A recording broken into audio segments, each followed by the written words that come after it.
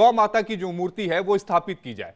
दरअसल अब साईं विवाद में एक नया मोड़ आया है। हिमाचल प्रदेश के शिमला के राम मंदिर में साईं की मूर्ति होने पर शंकराचार्य अविमुक्तेश्वरानंद भड़क गए और उन्होंने यहां पर होने वाले कार्यक्रम का बहिष्कार कर दिया, जिसके बाद शंकराचार्य सीधे शिमला के जाखू मंदिर पहुंचे और यहां से संदेश जारी किया। बता दें कि शिमला के लोअर बाजार में प्रभु श्री राम का मंदिर है। यहां एक तरफ साईं की मूर्ति भी स्थापित की गई है। यहां पर शंकराचार्य अविमुक्तेश्वरानंद को आना था, लेकिन जब उन्हें पता चला कि यहां पर साईं की मूर्ति भी रखी गई है तो उन्होंने कार्यक्रम का बहिष्कार कर दिया। जो लोग हमारे देवता के मंदिर में साईं को स्थापित करके हमारे देवताओं का अपमान कर रहे हैं, हम उनकी कड़ी निंदा करते हैं।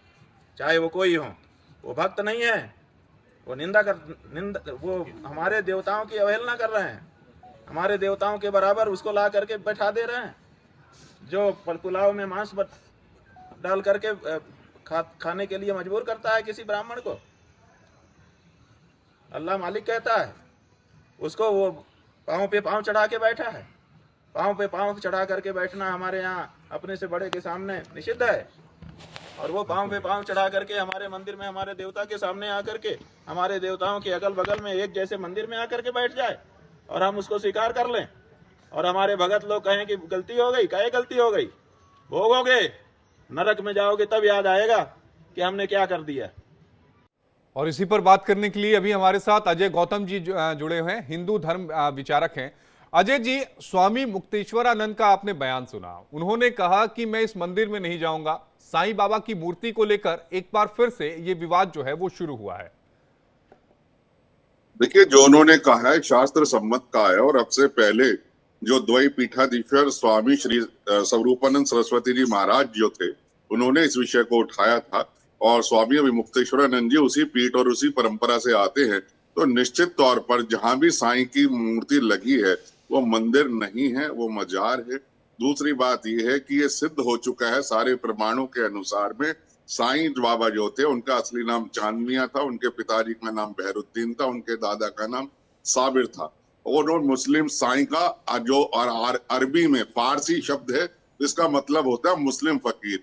जो किताब शिरडी साईं संस्थान से निकलती है, जिसके लेखक खुद साईं बाबा के जीवन काल में जो उनके शिष्य थे, हिमाड पंथ थे, उसमें स्पष्ट तौर पर लिखा है कि उन्होंने हमेशा अल्लाह मालिक का उच्चारण किया। फातिया वो पढ़ते थे, बकरा वो काटते थे, नर्तकियों का नाच वो देखा करते थे। ये सब मेरा वर्जन नहीं है, ये सब जो शिरडी साईं संस्थान से साईं बाबा के ऊपर एकमात्र प्रकाशित किताब जिसका नाम साईं सच्चरित्र है, ये सब उसके अंदर लिखा हुआ है। तो कैसे कोई एक व्यक्ति जिसने सारी जिंदगी मुसलमान धर्म से प्रैक्टिस करी हो, जिसने सारी जिंदगी मुस्लिम धर्म से प्रैक्टिस करी हो, जिसने अल्लाह मालिक बोला हो, जिसने द्वारका माई जो मारुति मंदिर था उस पर लैंड जिहाद करके उसको द्वारका माई मस्जिद बना दिया हो, ब्राह्मण के लड़के का खतना कराया हो, जो बिरयानी मतलब जो मांस से जुड़े हुए चावल बांटता हो, उस व्यक्ति का सनातन धर्म के मंदिरों के अंदर क्या काम है, ये बात बिल्कुल सही है। और किसी भी सनातनी को जो भी साईं की मूर्ति वाले मंदिर के अंदर जाता है, निश्चित तौर से उसे उसकी पूजा का फल नहीं मिलेगा। हमारे यहाँ गीता में स्पष्ट कहा है कि भूतों की, प्रेतों की और कब्रों की पूजा नहीं होती है। जी, संजीव कौशिक जी हमारे साथ जुड़े हैं, राजनीतिक विश्लेषक हैं। संजीव जी, साईं को लेकर पिछले कुछ समय से हम देख रहे हैं कि लगातार जो विवाद है वो गहराता जा रहा है। चाहे हम वाराणसी की बात करें, अब चाहे शिमला की बात करें, यहां पर साफ ये कहा जा रहा है कि मंदिर में जो है वो साईं की मूर्ति जो है वो नहीं रखी जा सकती है। देखिए, दो बातें हैं। पहली बात तो ये कि आस्था के ऊपर कोई प्रश्न नहीं होनी चाहिए, जिसको जो मानना है वो माने, इसमें कोई दो मत नहीं है। लेकिन राम के मंदिर में यदि साईं की मूर्ति लगती है तो निश्चित तौर पे यदि शंकराचार्य यदि कोई प्रश्न खड़ा कर रहे हैं और वो उससे नाराज हो रहे हैं तो निश्चित तौर पे उनका इस तरह से रोष प्रकट करना स्वाभाविक है।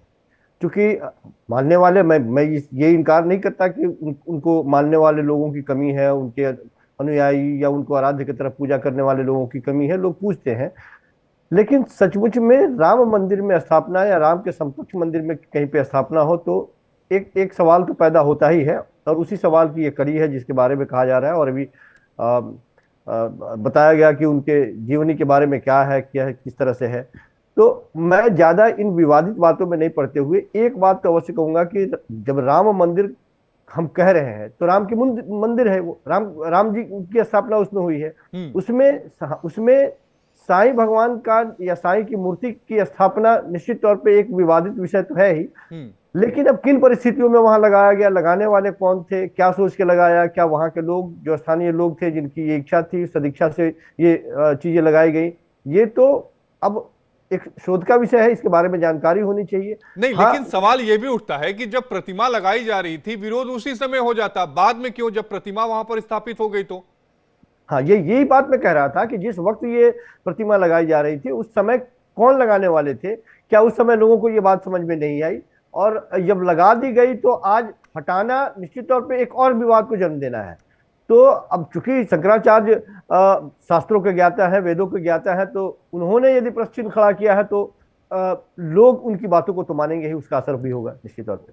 असर भी होगा। अजय गौतम जी के पास आना चाहूंगा। अजय जी, लेकिन सवाल वही जो अभी मैं उनसे पूछ रहा था कि भाई पहले आप लोगों ने क्यों नहीं किया? 2000 ठीक है कि स्वरूपानंद सरस्वती जी का मुझे बयान ध्यान में है कि 2014 में उन्होंने कहा था, और उसके बाद उस समय एक मुहिम भी शुरू हुई थी, लेकिन पिछले 10 सालों में ये बहुत ज्यादा तेजी से मुहिम नहीं चली। लेकिन पिछले कुछ महीनों में देख रहा हूं कि बहुत तेजी से मुहिम चल रही है, कहीं से मूर्तियां हटा दी जा रही हैं, अब खुलकर मंच से कहा जा रहा है कि नहीं, जो साईं है वो मंदिर में नहीं रह सकते। देखिए, ऐसा नहीं है कि बहुत तेजी से मुहिम नहीं चली। आप समझिए, हम लोग जिस संस्था से हमारी लड़ाई है वो इस देश की तीसरी सबसे ताकतवर और पैसे वाली संस्था है। ये लड़ाई छोटी लड़ाई नहीं। यह कह देना कि मूर्ति लगी किसी ने विरोध नहीं किया, विरोध किया, लेकिन क्या हमारे जो मंदिर हैं उनकी व्यवस्था आप जानते हैं कैसे चलती है? उन्हें सरकार से पैसा नहीं मिलता, उल्टा सरकार उनसे पैसा लेती है। ऐसे के अंदर जब कोई व्यक्ति ये लालच दिया किसी भी मंदिर प्रबंधक समिति को कि ये साईं की मूर्ति लगा लीजिए और 51,000 रुपए हम आपको देंगे, तो हुआ क्या कि कहीं ना कहीं लालच में आकर जो मंदिर प्रबंधन के लोग थे उन्होंने अपनी अज्ञानता के अंदर आके, जैसे कि पूरा देश, मैं अब आपको छोटा सा उदाहरण बताता हूँ। 19 अक्टूबर 2019 की बात है जी। 19 अक्टूबर 2019 दशहरे का दिन था।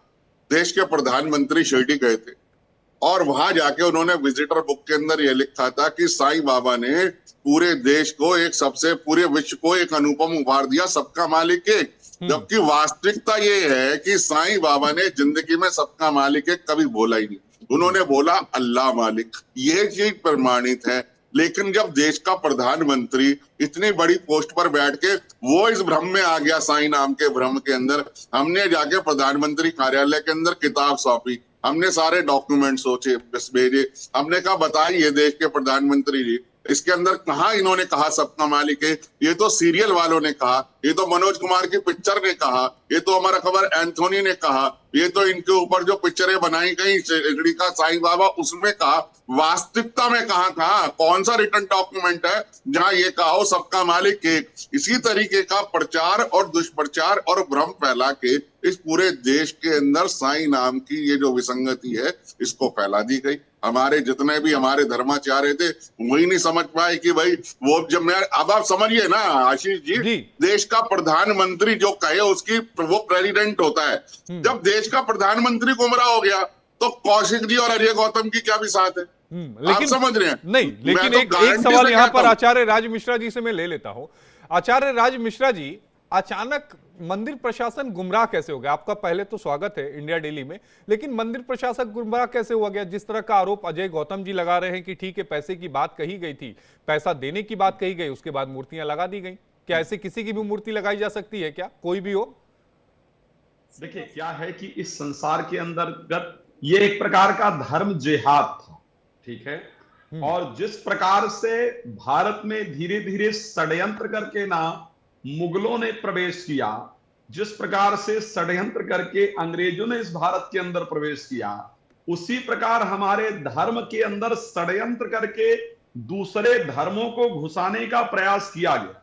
और क्योंकि एक रीजन है, सनातन धर्मी जो है ना वो सर्वधर्म मतलब सभी में सर्वे भवन्तु सुखिनः सर्वे सन्तु निरामया की बात करता है जी। आपको याद होगा बहुत दिन पहले एक प्रकार का पर्चा चला जिसमें जिस साईं बाबा आए उसने देखा, उसने ये पर्चा नहीं बांटा तो उसके साथ इतना बुरा हो गया, उसने पर्चा बांटा तो उसके साथ अच्छा हो गया, फिर धीरे धीरे इस प्रकार करके पर्चे बंटवाए गए। आप लोगों ने भी उस पर्चे को बहुत अच्छी तरीके से सुना होगा। तो ऐसे कर करके जो सनातन धर्म के भोले भाले लोग थे उनके मन के अंदर डर बिठाया गया और एक जबरदस्ती की आस्था नहीं, लेकिन क्रिएट करने का प्रयास आचार्य राज मिश्र जी, आप बताइए, आप लोगों ने इस डर को खत्म करने के लिए क्या किया? दादा, इस डर को एक बात आप ध्यान रखिए, ऐसा नहीं कि डर को किसी पंडित ने या किसी एक्चुअल धर्माचार्य ने साईं बाबा के ऊपर कभी कोई 1000 बार ऐसा रहा है जब कथा मंचों से इस प्रकार की बात की गई है। ऐसा कभी नहीं हुआ कथा मंचों से इस प्रकार की बात ना की जाए। लेकिन जैसा कि अभी अजय गौतम जी बड़ा स्पष्ट कह रहे थे कि यदि भारत के प्राइम मिनिस्टर वहां जाकर के लिखते हैं, आपकी सुन कौन रहा है भाई? सुनता कौन है? अगर यहाँ के धर्माचार्य उसका विरोध करे तो एक तरफ डर, एक तरफ डराया जाता है और दूसरी तरफ सत्यता कहा जाता है। तो ये तो शास्त्रोक्त नियम है भाई कि डराने वाले को, सबसे डर की चीजों को लोग सबसे पहले एक्सेप्ट करते हैं। सत्यता आप चिल्लाते रहिए, सत्य है, सुनने को तैयार कौन होता है? तो ये एक बड़ी साधारण प्रक्रिया है कि एक जिहाद की तरह उसको फैलाया गया। मुझे तो यहां लगता है कि शायद कोई ना कोई विदेशी ताकत रही या विदेशी फंडिंग रही जिसने इस प्रकार की चीजों के लिए फंड किया कि धीरे धीरे इस धर्म जिहाद के अंतर्गत एंट्री कराओ, जिसमें प्रयास करो। नहीं, इसे धर्म जिहाद कैसे नाम दे सकते हैं आप?